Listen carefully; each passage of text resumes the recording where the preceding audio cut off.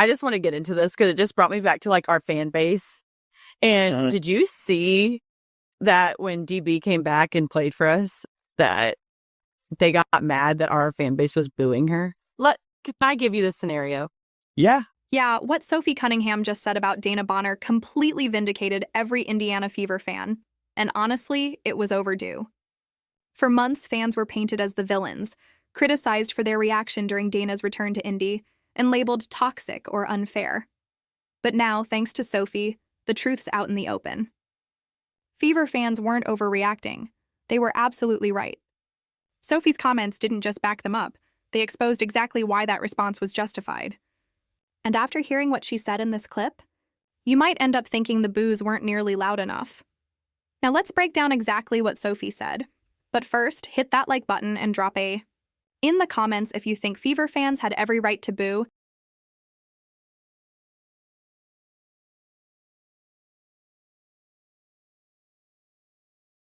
So this was the reaction when Dana Bonner came back to Indiana as part of the Phoenix Mercury.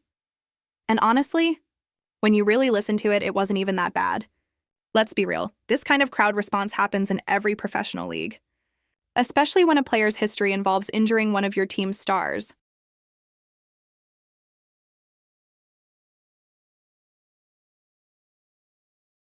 When a franchise player leaves to join another team, fans usually let them hear it. That's just part of sports. Honestly, Caitlin Clark got roasted harder than this back in high school. So if anything, Fever fans were being polite. Remember, Bonner wasn't brought in to be just another role player. She was supposed to be the veteran anchor, the steadying force for a young roster, the voice of leadership in the locker room. That's why her sudden exit after just 9 games felt like such a gut punch. But this is the WNBA, so naturally, the tears started flowing. After the game, Bonner's new teammate, Kalia Copper, just couldn't believe Indiana fans would dare boo such a legend and such a sweet person. 3. Here he comes.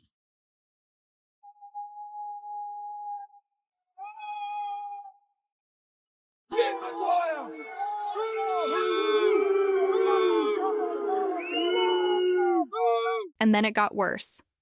The media immediately jumped all over Fever fans, like they always do, acting as if booing Dana was totally out of line and completely undeserved. Understand, like she's a legend, and just all the things that she's done for the league, and just the disrespect. I can't get down with it. They booed her. She didn't say a word to the crowd. People talk some trash to her, but we had her back.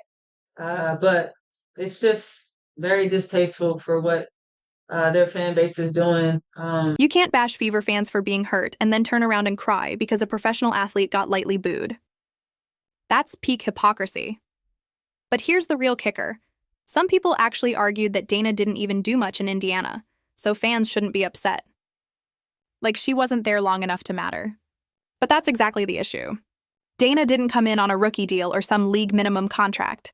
She signed for around $200,000, which is basically max money in the WNBA. The league's salary cap is only $1.5 million. Her deal ate up roughly 13% of it. To put that in perspective, that's like an NBA player signing a $20 million deal, playing 9 games, walking away, getting waived for nothing, and then showing up on another team weeks later. And somehow, fans are the bad guys for booing? Make it make sense. Fever fans weren't just mad, they were rightfully frustrated. Especially because during that stretch, they were genuinely worried about Dana. She was inactive for over a week with no public explanation. The team stayed silent, and fans assumed it was something serious, maybe an injury or personal issue. They gave her grace. They showed empathy.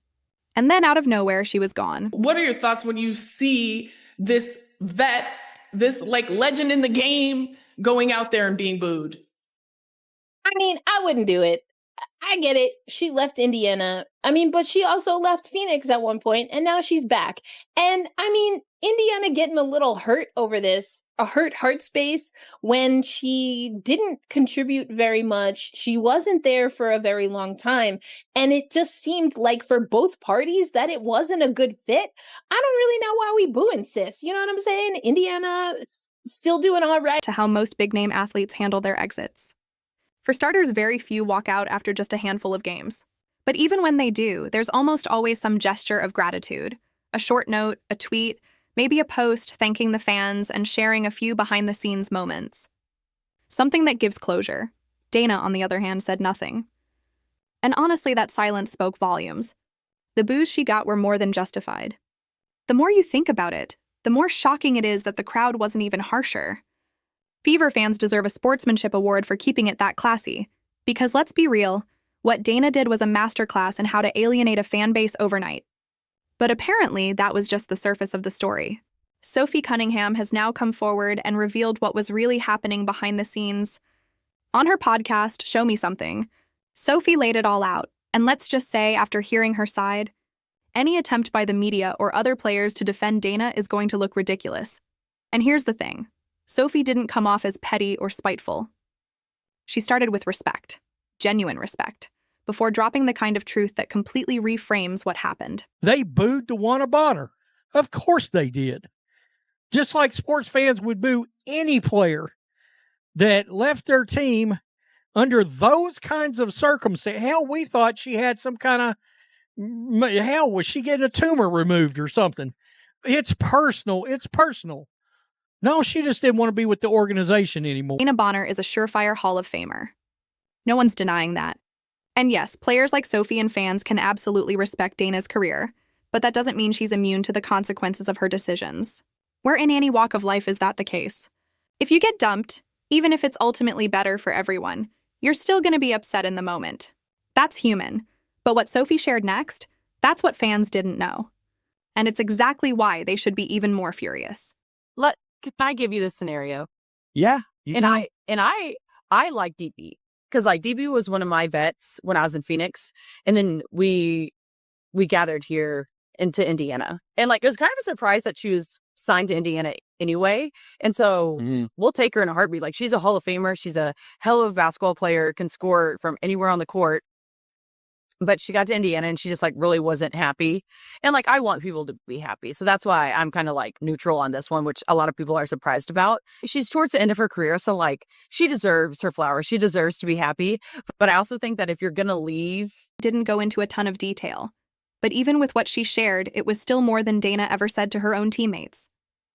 Because according to Sophie, Dana just left. No text, no call, no message in the group chat. No, sorry, this isn't working. No, good luck with the rest of the season. Nothing. And this wasn't some random vet walking away from a team she barely knew. These were teammates she'd practiced with, traveled with, and started the season alongside. There wasn't any reported drama, no locker room argument, no public tension, just sudden, unexplained silence. Let's be real, that doesn't sound like an amicable parting. It sounds like the exact opposite. She iced the fans, she iced the team, and they were probably just as confused and blindsided as everyone else.